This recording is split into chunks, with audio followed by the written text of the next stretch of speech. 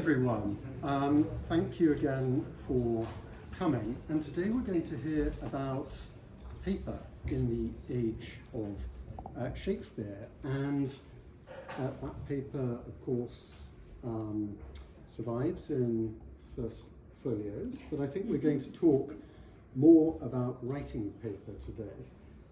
On the first folios, as I think I mentioned in my email, Heather looks after 82 of them. And I rather bashfully admitted that we have just two. Well, in fact, recently, as Andrew has made clear to me, we have 2 and a bit, because we discovered 7 leaves from 2 Gentlemen of Verona, which is in our John Johnson collection of printed ephemera. So something else for you to look at. Okay. Heather. On first folios, a few years ago, I was actually approached by an academic who was interested in taking a little snip out of one of ours to be able to test it, because he had a theory that the paper involved the use of hemp. Furthermore, he had a theory that Shakespeare may have been fond of smoking a variety of that hemp. And I don't know how many first folios he had smoked, but we did decline his offer. Good Yeah, decision. good. Yeah, non-invasive analysis Yes. is always Yeah. the best. Anyway, Yeah. Heather, Okay, over well, to you. thank you, Christopher. And I just want to say a bunch of thank yous. It's been such a wonderful month. My last day is on Tuesday, going back to the real world and work. But it's just been an amazing month. And I want to thank Rachel and Elena, Alex Franklin, Alex Plain, Mike Webb, Richard Lawrence, Andrew Honey, and Christopher for just helping me, pointing me in all kinds of directions that I wouldn't have found myself while I was here. So thank you very much. So as Christopher said, I'm talking about early modern writing paper. Paper is kind of the forgotten stepchild in history of the book studies. I think it's been seen as a substrate that's just blank, and then the interesting stuff is what goes on it. And so part of my project is to think more about that substrate and to debunk some myths about paper being both scarce and expensive in early modern England. I think it was neither scarce nor prohibitively expensive for the sort of people who were needing it for writing on. Almost all of the paper in England in Shakespeare's time came from France, 99% of it. Maybe 0.5 came from Italy, and then a very little bit came from England.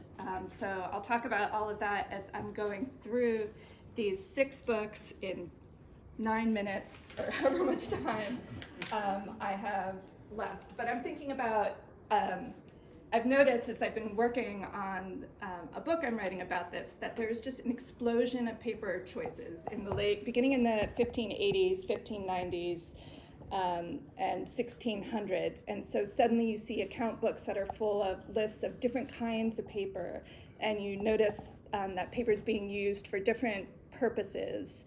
And there's like really good paper that's 5 times, 10 times as expensive as the average paper. There's just a wide range. So the first item down there it's a treatise by this inventor named Simon Sturtevant. And it's a treatise on a medication that he's invented called Turgo. And I looked at this because he invented a lot of things, and another thing he invented was a form of paper treatment called lineage and fortage. And so this survives in just 1 copy at the Newbery. And it's a couple pages describing this invention of his for lineage and fortage. Lineage, he says, is a contraption to rule paper after a more dexterous and beneficial manner than is done the ordinary way. So he's automating the the lineation to make it easier to write in a straight line, and then fortage, a method to strengthen weak and spongeous paper, the better to bear ink. So paper in this period was, after it was made out of flax and hemp, maybe rags, needed to be dipped in animal gelatin to create a surface for the water-based iron gall ink to not feather and sink into the paper. So that's what he means by spongeous paper. And then at the end, not on this page, but on the next page, he says, a sample is attached, but there is no sample attached. But then I looked at this and I realized, I think this might be an example of his paper, because it is ruled, it has borders on it, and you can see, it's hard, I don't even know if you can see, but there are these, it's lined ruled. And so Andrew and I are gonna look a little bit more closely at it to see if it also displays fortage, which doesn't appear in the OED. It's like Turgo, his medication. He was making up these words. So that was a fun discovery to make. The next item is a letter from Prince Charles, future Charles II, written when he's 12 years old in 1642. And it's written on this kind of paper, which in the period they referred to as Venice paper. So it came from the Venetian Republic.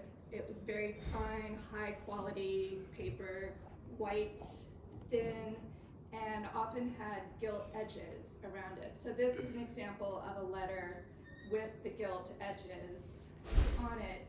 So he's 12 when he's writing this letter. He's writing it from York. And I was intrigued by this because at the Folger, we have this book list from 1641/2, which includes all these different kinds of paper that were purchased for Prince Charles and his brother James, Duke of York. So you see a ream of ordinary pot paper cut. That was the most basic French paper that you see in tons of printed books, and it was very utilitarian. It was sort of like our Xerox paper of today. And then we get to some nicer paper, 12 quires of folio gilt Venice fine, and then 6 of quarto gilt Venice fine. And I think that's that paper, because this was written right after this delivery was made, and it also includes 6 sticks of perfumed wax. So maybe we should sniff the wax and see if it's perfumed, and then other kinds of paper here as well. And the list keeps going. So why would a 12-year-old and his 9-year-old brother need thousands and thousands of sheets of paper? I don't know, but so I want to look more at the seal on that letter and think more about that one. And you can tell by looking at it, the paper is whiter and finer and nicer, and it's really hard to see the gilt edges, but I tried to capture the picture of it there. And then it's also, and these are the seals, and then this one also was folded up into a tiny little packet and sealed with silk floss. So imagine a 12-year-old boy writing a letter like that today. The next item is, now we're gonna talk about John Spillman. So John Spillman was a paper maker in England. England wasn't producing its own paper for the most part at all until the end of the 17th century. There was like someone named John Tate who was doing it at the end of the 15th century for a few years, and then someone in Cambridge in the middle of the 16th century. And then in around 1587, John Spillman, who was the Queen's jeweler, financed the building of a paper mill and brought over, he was from Germany, and he brought over some paper makers from Nuremberg to come and teach English people how to make paper and to get the mills started. And this manuscript was interesting to me because I've been tracking where his watermarks appear, and it turns out I found like hundreds and hundreds and hundreds of examples of his paper, which was really fun when I first sort of found that vein, because people had said like he immediately failed and had to make brown paper, and like very, very few examples exist. But the state papers are full of his paper, and we know this because he has some very distinctive watermarks that do not appear in any of the huge watermark volumes that are mostly based on European sources. So this paper was never exported out of England. It was used only in England, and it was used predominantly by Queen Elizabeth and her court, at the the secretaries of state, Walsingham, Burleigh, people like that. But this manuscript is by someone named Henry Ferrers, and Amy Williamson put me on to this because she had noticed some Spillman paper in it, and then I went through it, and there's a bunch of it. And Andrew's going to show you one of his watermarks, which is the ER cipher. So it's that stands for Elizabeth and then Regina, and it has a little crown on the top of it, which is hard to see in this example, but I have a brighter example of it right here. And it's quite clear with the light sheet there. And why that's interesting is because people have said that this watermark in particular was used on paper that was only to be used by the Queen, like it's her personal stationery. And suddenly it's turning up in this guy's manuscript from the, it's probably written around 1590. So it's an example of Spillman paper that's escaped out of the normal channel and is being used by this guy, Henry Ferrers. And what is also weird about this is he uses paper that has two other of his watermarks, including the Tudor Rose, which you can see there, and then the what we call the gartered royal arms. So it's Elizabeth's coat of arms with this belt going around it, and then a crown on top. And there are a couple of different sizes of that. So he's getting different versions of Spillman's paper in 1590. Most of the examples I've seen are from 1587, 88, 89. So it's interesting that it's, I don't know, I want to work more on that. And then the next item is the Mariner's Mirror. So this is the first nautical atlas published in England, and it's printed on Spillman paper. It's another watermark, the portcullis, that's that like spiky gate thing in castles. And Andrew, thank you very much, is going to show an example of that. And so this, I think, is the first book in over 100 years in England to be printed on English paper. And it's interesting because this is a translation of a Dutch work, and the person who oversaw it was one of the clerks of the Privy Council. So my thinking is that the clerks, one of their side jobs was supplying paper to the Privy Council and all the other clerks. And so possibly he knew of Spillman, and through Spillman's monopoly, which he was granted by Elizabeth, perhaps part of that monopoly was a certain percentage of the paper he produced had to go to the crown. But that's a beautiful book, and the paper, it's mostly this portcullis watermarked paper, but it's different thicknesses, and I don't know if that has to do with the twins, being in two different, I don't know. So that's something I want to look at more with you too. And then the next item is also printed on Spillman paper. This is a miscellany, so it's just a short pamphlet in here that I have open to the title page. It's this work by Thomas Churchyard, printed in 1588. So this is the other first thing to be published on English paper in about 100 years. And it's basically a puff piece about how amazing John Spillman's paper mill is. So he probably commissioned Churchyard to write this verse. People say, oh, it's doggerel verse, it's terrible, it's totally a fictional account of how paper is made, but it's actually pretty informative, and there's lots of information that you can pull out of it. And your copy has the initials RB on it, so this is a volume of pamphlets that belonged to Robert Burton, who wrote The Anatomy of Melancholy, and he was the librarian at Christ Church in the 17th century, I think, so half of his collection went there and the other half came here. And this is one of only 2 copies that include the full verse to survive the other ones at the New York Public Library. I like this one because the last item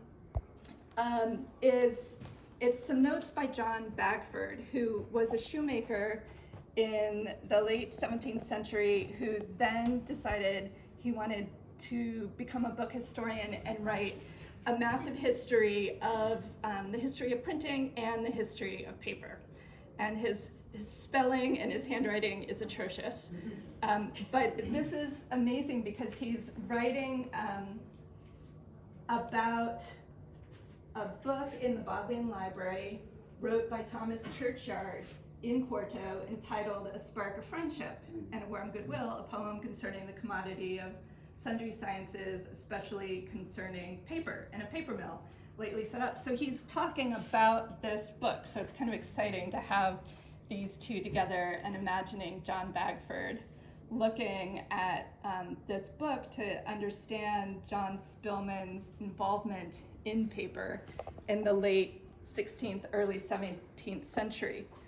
And then it gets even more interesting down below because he takes notes on the book, but then he adds some new information about John Spillman, which is not recorded anywhere else, regarding playing cards, mentioning that John Spillman started making playing cards later in his career, and talks about the his kind of monogram, an I for J for John and an S intertwined.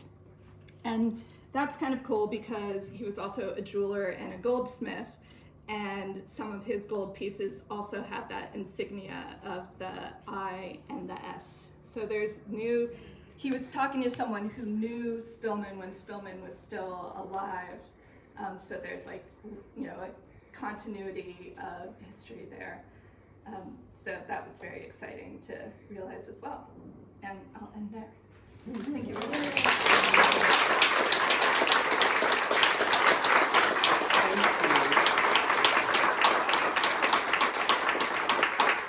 Well, that was wonderful, and you're all wrapped. And so many new discoveries. Yes. You'll need to contact the OED. Yes. And the compiler of we need to get the watermark volumes. I don't suppose there are any traces of the mill left in Dartford. I don't think so. We should go and have a look. Yes. Yeah. Okay, everyone, this really depends upon you coming and having a closer look, so gather round. But thank you again. Thank Heather. you.